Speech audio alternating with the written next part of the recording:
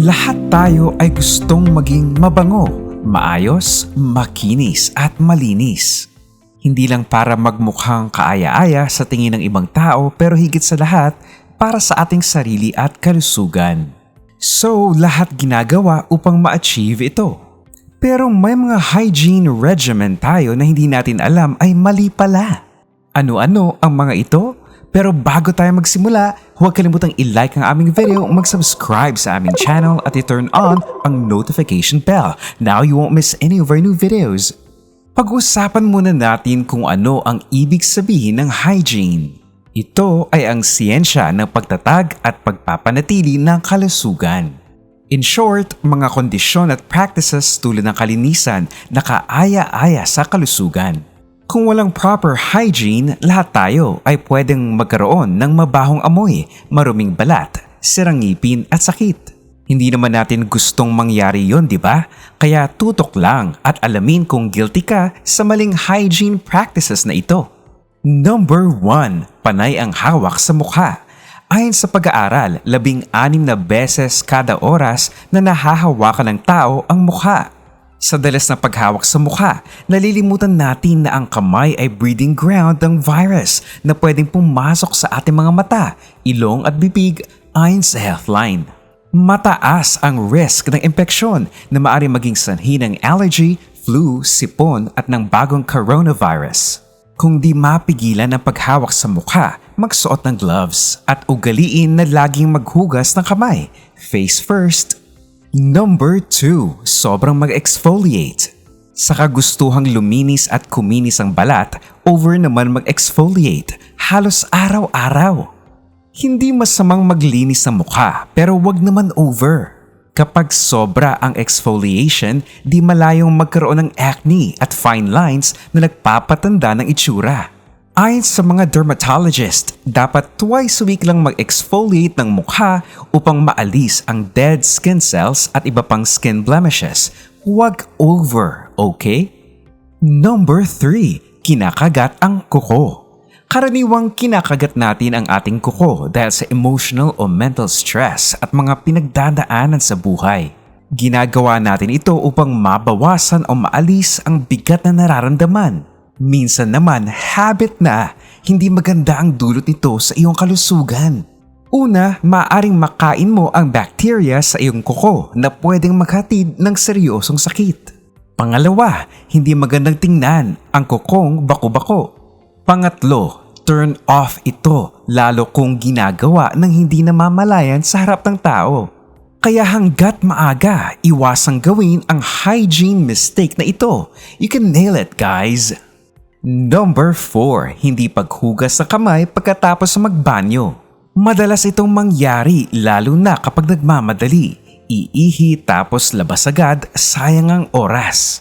Ang hindi nyo alam, ang paghugas ng kamay ay isa sa pinakamadali at pinakamurang paraan upang makaiwas sa maraming sakit. Hindi ka naman siguro aabuti ng 24 oras sa paghuhugas ng kamay. Dalawa lang naman ang kamay mo, the left and the right. Number 5. Paggamit ng cotton swabs. Huwag linisin ang tenga gamit ang cotton swabs dahil itinutulak nito paloob ang tutuli o earwax.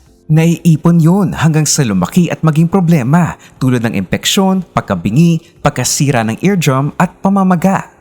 Upang lumambot ang tutuli, gumamit ang eardropper at patakan ng ilang drops ng mineral oil, baby oil, glycerin o kaya ay diluted hydrogen peroxide ang ear canal. Warning, huwag gawin ito kung may ear infection ayon sa Mayo Clinic. Pagkaraan ng 1 o 2 araw kapag malambot na ang tutuli, gumamit ng rubber bulb syringe at maingat na isquirt ang maligamgam na tubig sa ear canal. Ikiling ang iyong ulo at hilahin ang tenga pataas at pabalik upang dumiretso ang ear canal. Pagkatapos itip ang ulo sa side upang ma-drain ang tubig. Gumamit ang tuwalya upang patuyuin ang labas ng tenga. Number 6. Hindi dinidisinfect ang gadgets at iba pang bagay. Maraming guilty dito. Ang smartphones, earplugs, laptops at anumang gadgets na madalas hawakan at gamitin ay binabahayan ng maraming bacteria at germs. Oh, wow, di ba? Di mo ba pansin panay ang hatching mo? Minsan may ubo, sinat at allergy? Kaya i-disinfect ang gadgets at iba pang bagay tulad ng doorknob, switch at remote pagkatapos gamitin. Lalo na kung gumamit ang banyo, nagtapon ng basura, humawak sa hayop at nagtanggal ng booger. Hello? Are you still there? Number 7, hindi pinapalitan ang toothbrush. Utang na loob, baby ka pa lang yata, toothbrush mo na yan. Pudpud na, pagod na rin si toothbrush sa ngipin mo. Alam mo ba na isang buwan pa lang na ginagamit mo ang toothbrush, marami ng bacteria ang nakokolekt niyan? Kaya karamihan ng dentists inirerekomenda na palitan ng toothbrush kada 2 o 3 buwan. Ito ay upang makaiwas sa tooth at gum disease at higit sa lahat, heart problem na nagsisimula sa pagtaas ng daloy ng dugo sa iyong bibig. Ayon sa mga dentista, dapat magsipilyo ng hanggang 2 minuto after every meal. Sipilyuhin ang dila. Huwag din kalimutang mag-floss upang mabawasan ang bacteria at maiwasan ang gingivitis. Dagdag pa, hinay-hinay sa mga toothpaste na mataas ang fluoride content. Maaaring mag-cause ito ng pagguho ng ngipin at pagtaas ng level ng aluminum sa iyong utak. So, brush your mouth problems away. Number 8, di nagpapalit ng tuwalya. Alam ko, katuwiran nyo, bagong ligo nga eh. Bakit kailangan palitan agad? Aminin, di lang pagkatapos maligo ginagamit ang tuwalya pag pinawisan din. Kaya minsan halo-halo na ang amoy nito na maaaring maging breeding ground ng iba't ibang microorganisms. At kapag may amoy ang tuwalya at ginamit mo, may amoy ka na rin. Maaaring di mo pansin pero amoy ka ng katabi mo. Palitan ng tuwalya pagkatapos gamitin ng 3 beses o 2 beses kada linggo. Okay, ligo na! Number 9, hiraman ng hairbrush, tweezer, nail clippers, nippers at sapatos. Classic ito sa pamilya, gamit ng isa, gamit ng lahat. Pero hindi dapat. Napakaraming germs at bacteria ang meron sa mga bagay na ito. Pwedeng magkahawaan ng dandruff at malipat ang germs. Lalo na sa nail clippers. Delikado kung nasugatan, maaaring magkaroon ng skin breakout, cuts at pamamaga. Kaya huwag nang maghirama ng personal na gamit para iwas sakit. Kesa ibayad sa doktor dahil na impeksyon, ibili na lang ng pansariling gamit. Iwasan din ang sagad na paggupit ng kuko sa paa. Kalbaryo ang aabutin kapag napasobra at nagkasugat ang mga ito. Mahirapan kang magsapatos at maglakad. Clip right.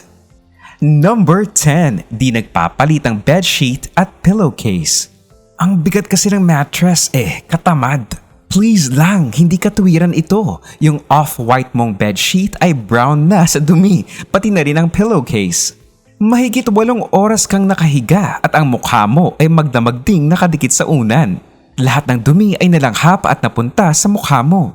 Kinabukasan, huwag magtaka kung nag-breakout na ang balat mo at may katikati na sa katawan na pwedeng pagmulan ng allergy at skin disease tulad ng dry skin at maagang pagtanda ng mukha. Dapat magpalit ng bedsheet once a week at pillowcase twice a week. Mas mabuti rin kung ang tela ay silk upang huwag agad magka-wrinkles. Good night! Number 11, pinantatakip ang kamay kapag nag-sneeze o umubo. Sapul ba? Guilty tayo dito. Ayon sa WebMD, kapag umubo o humatching ang isang tao, ang germs at virus na inilabas niya ay abot hanggang 6 feet. Kaya kung kausap o katabi mo yung umubo at nag-sneeze, sapul ka talaga. Responsibilidad ng taong may ubo at sipon na laging may dalang panyo, face mask o kahit anong pananggalang sa oras na umatake si ubo at si hatching. Magpahid din ng alcohol sa kamay para bawas ang pagkalat ng bacteria. Number 12, hindi naliligo ng tama. May mali ba sa paliligo? Yes, yung ligong masabon at mabanlawan lang ang katawan. Mag-umpisa sa ulo, gumamit ng shampoo na angkop sa iyong hair type. Kung medyo manipis, gumamit ng shampoo na pampakapal ng buhok. Linisin ang tenga pati likod nito, kilikili, kamay, pagitan ng daliri, kuko, pusod, singit, your behind, likod ng tuhod, likod ng ankle, talampakan, pagitan ng daliri ng paa at kuko nito. Ito ang mga parte ng katawan na karaniwang na-overlook. Pero ang hindi natin alam, dito naiipon ang libag o dead skin na sanhi ng germs at di ka nais-nais na amoy. Yikes! Number 13. Sinusuot ulit ang nagamit ng damit. Sino nakaka-relate dito? Taas ang kamay. Sayang, isang suot lang naman para makatipid sa sabon at laba. Yan ang palusot natin, di ba? Pero di mo ba napapansin kapag sinuot mo ulit ang damit na pinagpawisan na, lalo kang pinagpapawisan? Maaaring magdulot ito ng BO o body odor. Pwede ring magkiskisa ng kilikili sa pinawisang damit at maging sanhi ng skin breakout. Kapag nasuot at pinagpawisan na ang damit, ilagay na agad sa washer para malinis. Pakiusap ng todo-todo, wag na wag isuot muli ang gamit na underwear, the height na yan. Number 14. Di nililinis ang contact lens case. Okay, minsan nalilimutan dahil sa pagod. Pero huwag gawing habit dahil baka maging dahilan ito ng pamumula, pangangati, pamamaga, punit, allergy at impeksyon ayon sa Mayo Clinic. Mga dapat gawin pagkatapos gamitin ang contact lens case. Una, hugasan at sabunin ang kamay. Pangalawa, hugasan ang contact lens ng fresh contact lens solution, huwag tap water or old solution. Pangatlo, palitan ang contact lens case every 3 months. Pang-apat, ilagay ang contact lens case sa lugar na malamig. Kung may eye problem, pa-check agad sa eye doctor. See you! Thoughts on clean life. May kasabihan na ang cleanliness is next to godliness.